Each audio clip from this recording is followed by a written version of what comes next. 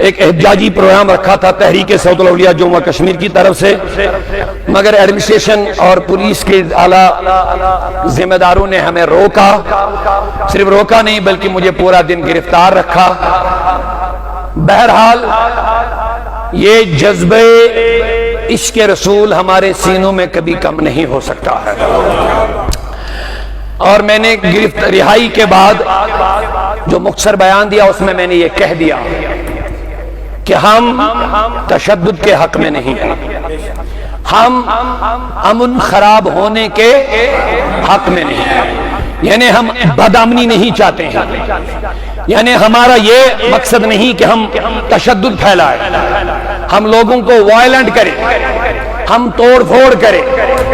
میں نے پہلے بیان میں یہ بھی بولا بنگلور میں انتظامیہ کی لاپرواہی کی وجہ سے، یعنی اگر اس وقت بھی بنگلور میں اس ایم ایل اے کے بیٹے کو جس نے حضور کی شان میں گستاخی کی اگر فوراً پولیس حرکت میں آ جاتی اس کو گرفتار کرتے تو اتنا تشدد، آگ زنی، توڑ پھوڑ، مار داڑ ہونے کا امکان ہی نہیں تھا۔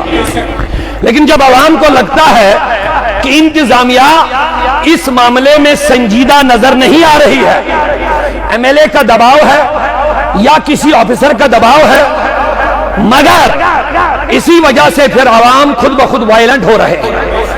مگر میں بذات خود، میں نے پہلے بھی بیان کیا، اب بھی میں عرض کر رہا ہوں، ہم بدامنی نہیں پھیلانا چاہتے ہیں، لیکن آئین کے تحت، قانون کے تحت ان گستاخوں کو اگر سزا نہ ملی،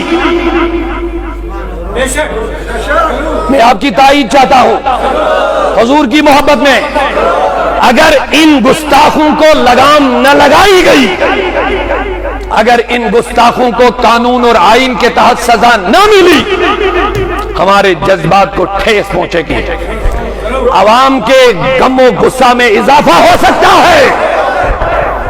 میں نے کہہ دیا ہم تشدد نہیں چاہتے ہیں، لیکن ہم یہ بھی چاہتے ہیں آپ ان کو کچہرے میں کھڑا کر لو، جو مسلمانوں کے دلوں کو مجروح کر رہے ہیں، جو لوگ بلا وجہ اپنی شہرت کے لیے، اپنی سیاست کے لیے ہمارے مصطفیٰ کو ٹارگیٹ بنا رہے ہیں، کیوں؟ ان کو سوال کر لو۔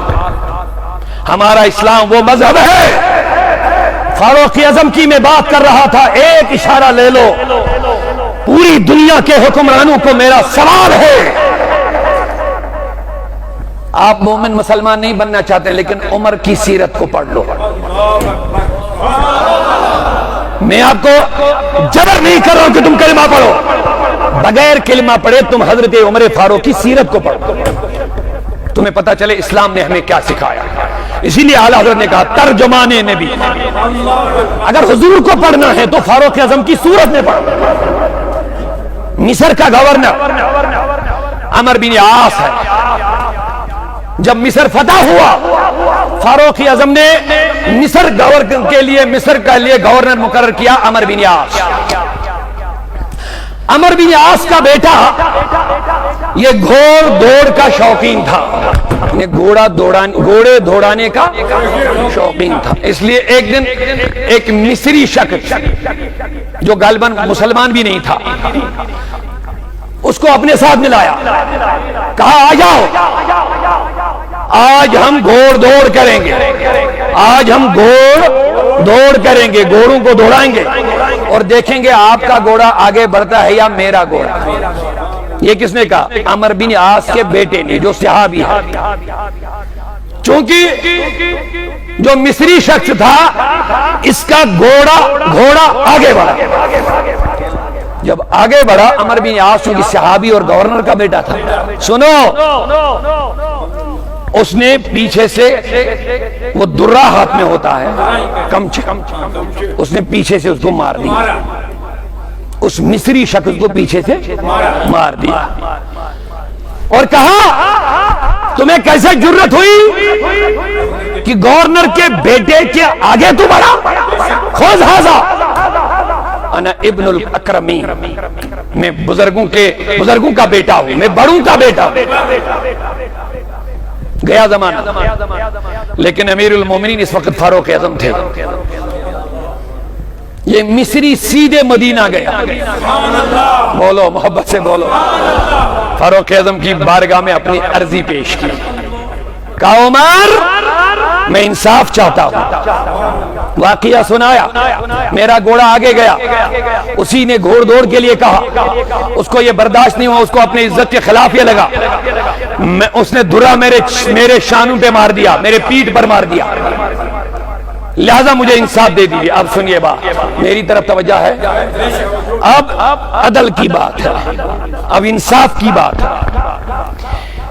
اسی لیے اعلیٰ حضرت فرماتے ہیں آج کی کچہریوں کو عدالت مت کہو، کچہری کہو. عدالت اس جگہ کو کہتے ہیں جہاں لوگوں کو انصاف ملے. جب انصاف نہیں تو یہ جگہ عدالت کہنے کے حقدار ہے ہی نہیں. جب جسٹس ہی نہیں، تشدد کیوں ہوتے ہیں، اختلافات کیوں ہوتے ہیں، فتنے کیوں بڑھتے ہیں، فساد کیوں بڑھتے ہیں، قتل و غارت کیوں بڑھتا ہے؟ انصاف ختم ہو گیا. فرماتے ہیں فاروق اعظم نے آرڈر کیا مصر کے گورنر اور اس کے بیٹے کو حاضر لاؤ.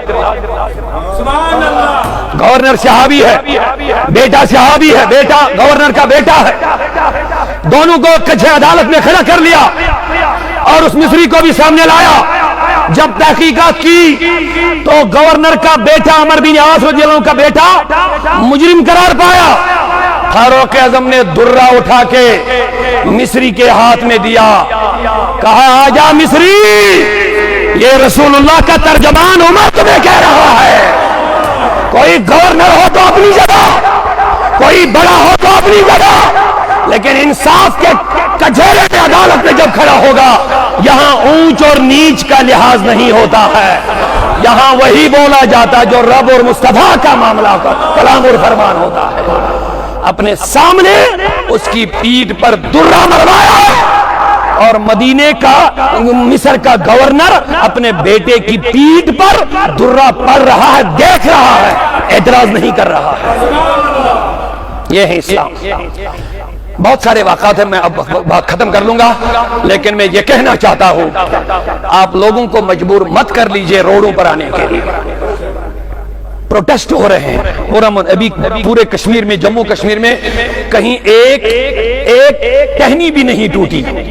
احتجاج ہوئے ہیں، ایک گملہ بھی نہیں ٹوٹا، ایک شیشہ بھی نہیں ٹوٹا. لیکن خود بخود آپ لوگوں کو وائلنٹ کریں گے، ہم اس کے ذمہ دار نہیں ہیں. حالانکہ پچھلے دنوں ہم نے بھی ایک پرامن پروٹیسٹ رکھا تھا. میں نے بھرپور یقین دہانی کی تھی پولیس ذمہ داروں کو، کیا ہم لکھ کر کے دیں گے کہ ایک بھی پتھر نہیں مارے گا، کوئی مارے گا تو میں ذمہ دار ہوں اس کے لیے. لیکن اس کے باوجود بھی انہوں نے ہمیں اجازت نہیں دی. بہرحال ٹھیک ہے، آپ کہتے ہیں پرامن رہو، ہم پرامن رہیں گے انشاءاللہ، لیکن ہمیں روڈوں پر آنے پر مجبور مت کر لیجئے. ایسے خبیثوں اور شیطان صفت انسانوں کو قانون کے سکجے میں لا کر ان کو کڑی سے کڑی سزا ملنی چاہیے، تاکہ ہمیں بھی لگے کہ ہماری بات بھی کوئی سن رہا ہے. ہمیں بھی لگے کہ انتظامیہ اور ایڈمنسٹریشن اور قانون کے ذمہ دار وہ حساس ہے اس معاملے میں. اگر آپ نے غیر ذمہ داری اور غیر سنجیدگی کا مظاہرہ کیا، پھر شاید یہ قوم خود بخود روڈوں پر نکل کر کے اپنے حق کا مطالبہ کر سکتے ہیں. بہرحال ہم ابھی انتظار میں ہیں ان خبیثوں کو قانون کیا سزا دے گی، اور ہمیں یقین ہے ان کو سزا ملے گی. آئین کے تحت قانون کے شکنجے میں اللہ تعالی ہم سب کو سلامتی عطا کرے، ہم سب کو امن و سکون عطا کرے. زیادہ نہیں، آج محرم کا آغاز ہوا ہے. پیارے آقا صلی اللہ علیہ وسلم کے نواسے کے لیے میں 10 آدمیوں کو جلدی سے 10 منٹ میں